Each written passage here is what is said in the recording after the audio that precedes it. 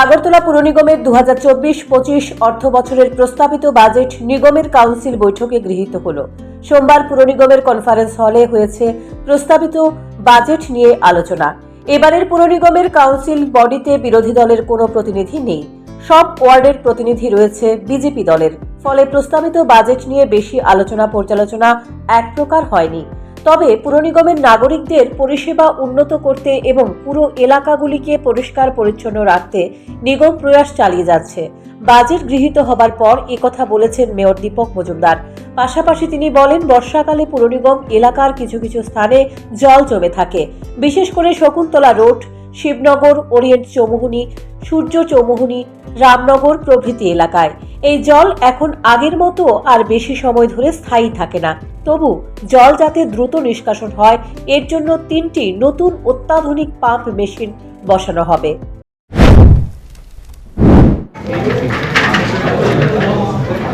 আজকে বাজেটের দ্বিতীয় দিন, আমরা বাজেট পেশ করেছিলাম আগরতলা শহরবাসীর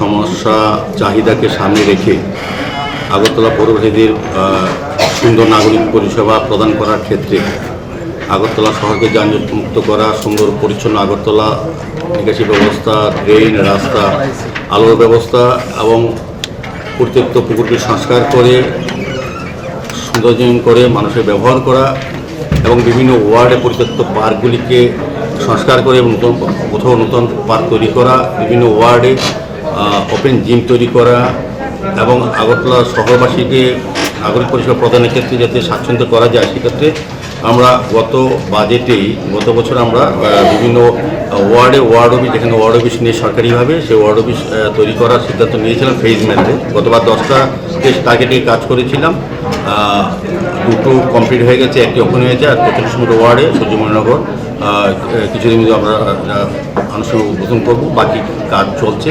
অন্যান্য ওয়ার্ড অফিসগুলির কিছুটা জায়গার প্রবলেমের জন্য কাজ করা যাচ্ছে না, তবে আমরা চেষ্টা করছি এবং বাকি যে ওয়ার্ড অফিসগুলি সংস্কার অভাবে ছিল সেগুলি আমরা সংস্কার করছি, নতুনভাবে তৈরি করার চেষ্টা করা হচ্ছে। সার্বিকভাবে আগরতলাকে সাজানো করার চেষ্টা করা হচ্ছে নতুনভাবে। আগরতলা মানুষের চাহিদা অনুযায়ী আমরা তৈরি করার জন্য 416 কোটি টাকার উপর আমরা বাজেট পেশ করেছিলাম। আজকে আনুষ্ঠানিকভাবে আমাদের কর্পোরেটরদের দীর্ঘ আলোচনার পর সমস্ত সদস্যদের মতামতকে সামনে রেখে আগরতলা শহরবাসীর কথা ভেবে আমরা আজকে বাজেট আমরা গ্রহণ করেছি। গৃহীত হয়েছে সর্বসম্মতিক্রমে 416 কোটি 90 লক্ষ টাকার বাজেট। তা আমার বিশ্বাস এবং প্রত্যাশা, এই বাজেটে যা যা বলা হয়েছে, আমরা গত বছর বাজেট আমরা রেখেছিলাম, সেইভাবে আমি কাজ করেছি। এই বাজেটের বাইরেও আগরতলা শহরে শুধু 416 কোটি টাকার কাজ হয় না, আগরতলা শহরবাসীর জন্য নগরায়ণ দপ্তর, বিদ্যুৎ দপ্তর, স্মার্ট সিটি, কেন্দ্রীয় প্রকল্পের টাকাও আসে। সার্বিকভাবে অনেক টাকা খরচ করা হয় শহরবাসীর জন্য। তবে পুর নিগমের বাজেটে কিছুটা ঘাটতি রয়েছে।